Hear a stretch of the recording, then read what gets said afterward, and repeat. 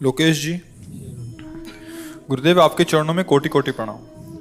गुरुदेव, मेरे मन में कुछ भाव आते थे, परंतु आपकी आज्ञा याद आती थी कि नाम जप और आज्ञा पालन करो तो गुरु के पास ही हो। परंतु गुरुदेव, कुछ दिन पहले एक एकांतिक वार्तालाप में आपने किन्हीं साधक के प्रश्न के उत्तर में कहा कि हमारी नज़रों में रहो, आते जाते रहो।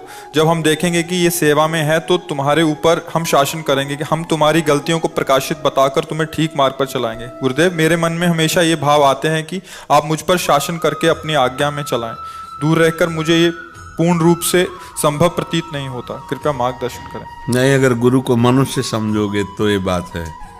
अगर गुरु को परमात्मा तत्व मानोगे तो अखंड मंडलाकारम व्याप्तमेन चराचरम। तुम जहाँ हो वही तुम्हारा गुरुदेव आसपास तुम्हें देख रहा है, तुम्हारी रक्षा कर रहा है, तुम्हारे हृदय में बैठा है, तुम्हारे बाहर बैठा हुआ है।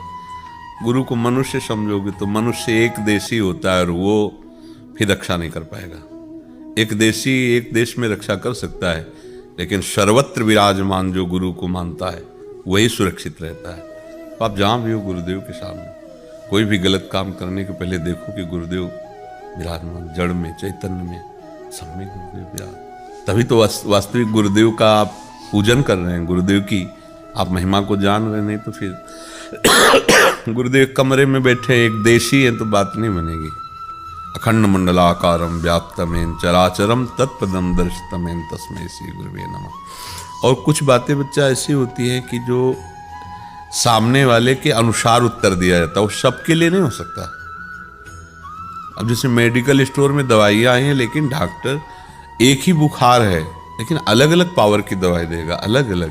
अब कह दो वो टेबलेट सूख दिया हमको भी, तो नहीं है, उसके मन के अनुसार चलो, अपने नहीं। ऐसे मानो किसी उपासक को देख रहे हैं, उस समय अंदर स्फुरणा हो रही, ऐसा ही इसको उपदेश देना है।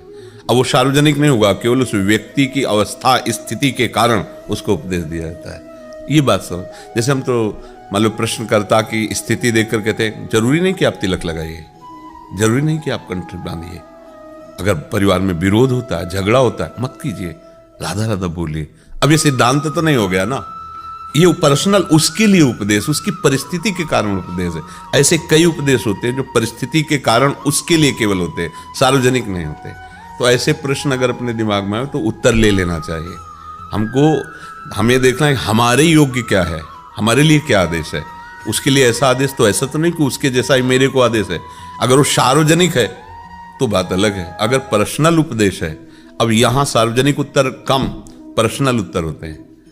जैसे आप प्रश्न कर रहे हैं तो आपकी तरफ देखा, आपकी स्थिति क्या है, आपकी भावना क्या है, उसके अनुसार उत्तर। वहाँ जो बोलते हो सार्वजनिक बोलते हैं। सत्संग हो रहा है, किसी का प्रश्न नहीं, वो सार्वजनिक है, सबका बराबर अधिकार है, उसको ग्रहण करो। लेकिन यहाँ के जो प्रश्न उत्तर है उसमें विचार करना पड़ेगा कि सामने वाला व्यक्ति किस परिस्थिति में है, किस स्थिति में है, उसके अनुसार उसको उत्तर दिया जा रहा है। समझ रहे ना।